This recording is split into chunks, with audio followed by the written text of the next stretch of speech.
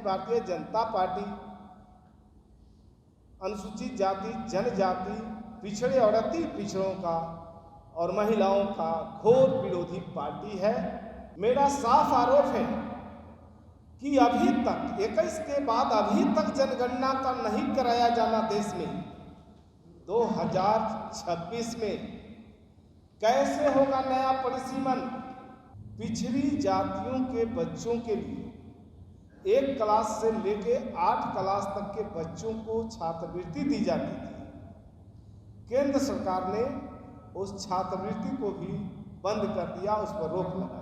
मेरा साफ आरोप है कि अनुसूचित जातियों और जनजातियों के आरक्षण का विरोधी भी है भारतीय जनता पार्टी। उपस्थित इलेक्ट्रॉनिक मीडिया एवं प्रिंट मीडिया के सभी साथियों, आज इस संवाददाता सम्मेलन में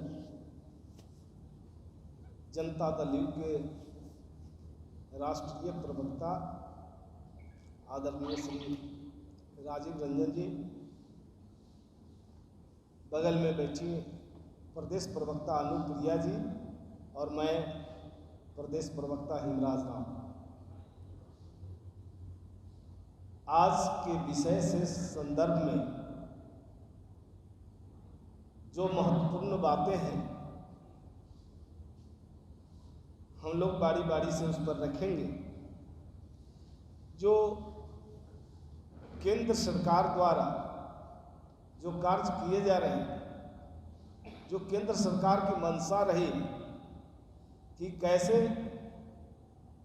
देश के अंदर जो अनुसूचित जातियां हैं, जनजातियां हैं, पिछड़ी जाति के लोग हैं, अतिरिक्त पिछड़ी जाति के लोग हैं, इनका कैसे ह्रास किया जाए, इनके विकास के रास्ते को कैसे अवरुद्ध किया जाए, यही इनकी मंशा रही है।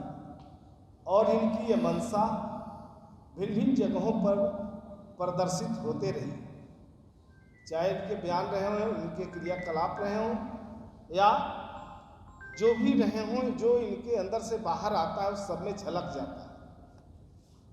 हमेशा इन्होंने अनुसूचित जाति और जनजातियों के विरुद्ध, अति पिछड़ी जातियों के विरुद्ध काम किया है, संविधान को ताक पर रखकर। जैसा कि आपको मालूम है कि कुछ दिन पूर्व जो एक योजना थी बाबू जगजीवन राम छात्रावास योजना, जो केंद्र प्रायोजित योजना थी, बहुत पूर्व से चली आ रही थी। इस योजना के अंतर्गत अनुसूचित जाति बहुल्य प्रखंड में 100 बेड का छात्रावास का निर्माण करना था अनुसूचित जाति के छात्र छात्राओं के लिए। तो इस योजना को केंद्र सरकार ने आनन फानन में बंद कर दिया। पिछड़ी जातियों के बच्चों के लिए 1 क्लास से लेके 8 क्लास तक के बच्चों को छात्रवृत्ति दी जाती थी। केंद्र सरकार ने उस छात्रवृत्ति को भी बंद कर दिया, उस पर रोक लगा दी। आपको मालूम है कि बिहार के अंदर जातीय गणना हो रही थी सरकार के द्वारा। भारतीय जनता पार्टी ने अपरोक्ष रूप से अपना बैनर नहीं लगा के बल्कि अपने लोगों को खड़ा करके कोर्ट में मामला दायर करके इसमें बाधा उत्पन्न कर दिया।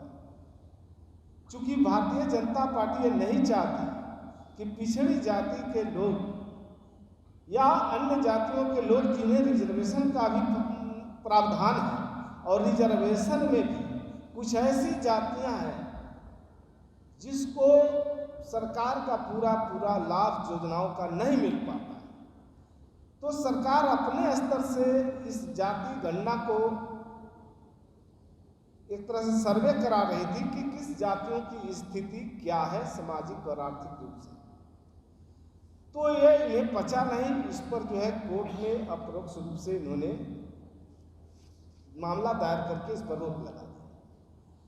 दूसरा मामला है कि जो जनगणना होती है देश के अंदर 10 साल में, 11 के बाद 2021 में जनगणना होना था। 2021 में भारतीय जनता पार्टी की सरकार ने जनगणना देश में नहीं कराई। मेरा साफ आरोप है कि अभी तक 21 के बाद अभी तक जनगणना का नहीं कराया जाना देश में 2026 में कैसे होगा नया परिसीमन।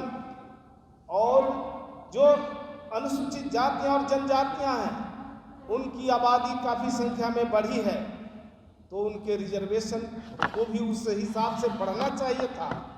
तो 2000 में जब परिसीमन नहीं होगा तो फिर ये कैसे उस चीज़ को जो है फिर लाया जाएगा। तो मेरा साफ आरोप है कि अनुसूचित जातियों और जनजातियों के आरक्षण का विरोधी भी है भारतीय जनता पार्टी।